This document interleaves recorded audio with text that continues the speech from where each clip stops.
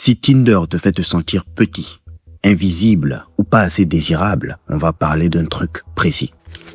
On va parler du moment où tu commences à demander à une application de te prouver que tu plais encore. Et là, le problème n'est pas Tinder. Le problème, c'est que tu as donné à une machine de sélection une partie de ton pouvoir masculin. Je t'explique. Quand je dis Tinder, je parle de toute la logique des applications de rencontre. Le profil, le swipe, le match, le silence, le vu sans réponse, le petit boost qui te dit « Tu veux être plus visible? Alors paie ». Au début, c'est léger. Tu installes l'application, tu mets 2 ou 3 photos, tu écris une biographie, tu swipes un peu et tu te dis « On verra bien ». Et puis, sans t'en rendre compte, tu ne regardes plus seulement les profils des femmes. Tu commences à regarder ton propre classement invisible. Combien de matchs? Combien de réponses? Combien de likes? Combien de silences? Combien de conversations mortes? Et c'est là que la confusion commence. Tu ne te dis plus « mon profil ne fonctionne pas ». Tu commences à te dire « moi, je ne fonctionne pas ». Ça, c'est le piège numéro 1. Tinder ne mesure pas toute ta valeur. Tinder mesure ta vitrine. Et une vitrine, oui, ça peut s'optimiser.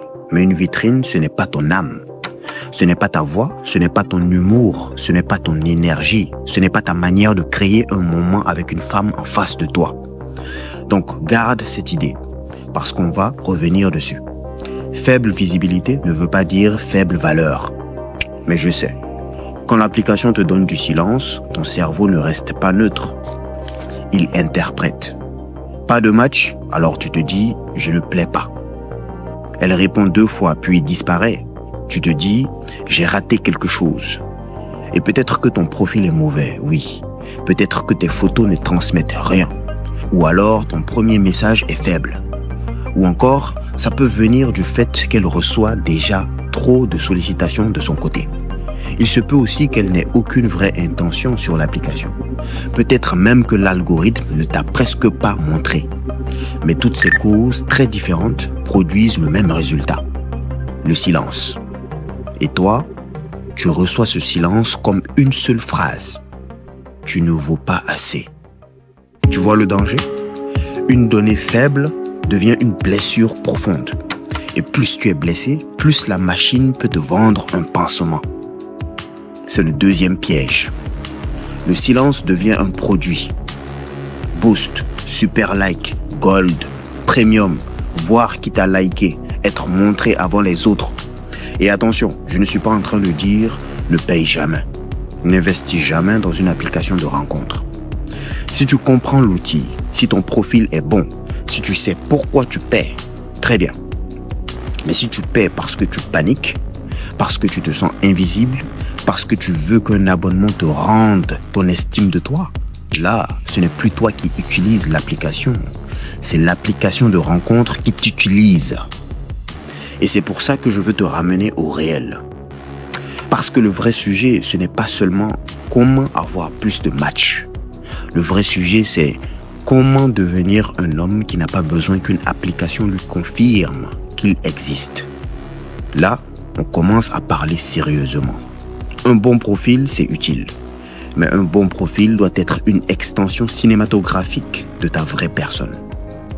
Pas un masque pour plaire, pas une biographie molle pour ne déranger personne, pas une vitrine montrée pour mendier une chance. Ton profil doit transmettre qui tu es, ton énergie, ton style, ton monde, ton message. Mais si derrière la vitrine, il n'y a pas d'homme réel, alors l'application ne peut pas faire le travail à ta place. Parce que même si tu décroches un rendez-vous grâce à l'application, ensuite, c'est fini l'algorithme. Là, tu es devant une femme.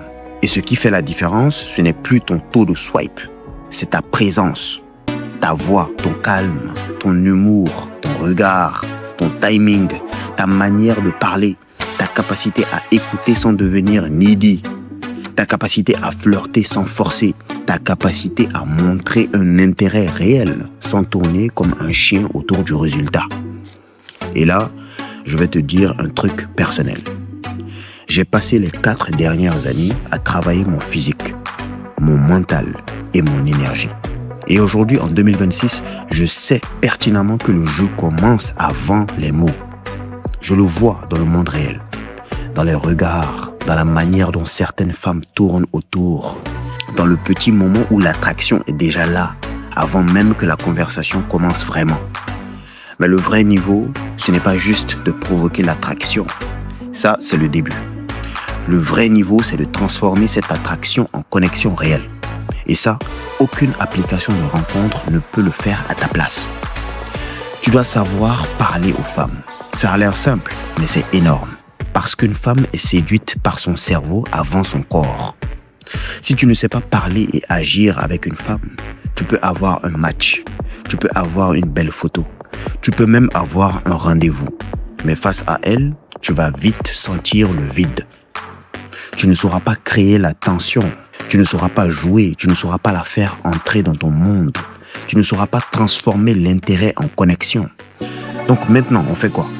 Si l'application te sert vraiment, alors utilise-la. Optimise tes photos, soigne ton style, écris une biographie claire, montre une vraie vie. Arrête les phrases génériques, arrête de vouloir plaire à tout le monde. Mais si l'application commence à te rendre petit, alors coupe tout. Supprime-la quelques jours, pas pour fuir les femmes, mais pour arrêter de demander à une machine si tu es désirable. Et pendant cette pause, retourne dans le monde réel. Entraîne ton corps, sors, va dans des endroits où tu peux être vu autrement que comme une carte dans un feed. Crée des conversations simples. Observe comment les femmes réagissent à ton énergie. Travaille ta voix, travaille ton calme, travaille ton jeu. Pas dans ta tête, dans le monde réel. Parce que Tinder ne te rend pas invisible. Tinder te pousse à oublier l'endroit où tu redeviens visible. Dans ton corps, dans ta voix, dans ton regard, dans ta manière d'entrer dans une pièce, dans les moments que tu crées avec une femme réelle. Donc retiens ça. L'algorithme peut classer ton profil. Il ne peut pas classer toute ta présence. L'algorithme peut limiter ta visibilité, mais il ne peut pas décider de ta valeur. L'algorithme peut te donner un match, mais il ne peut pas séduire à ta place. Cette semaine, si l'application te fait te sentir petit, alors fais une pause. Reviens au corps, reviens au monde réel, reviens aux conversations réelles.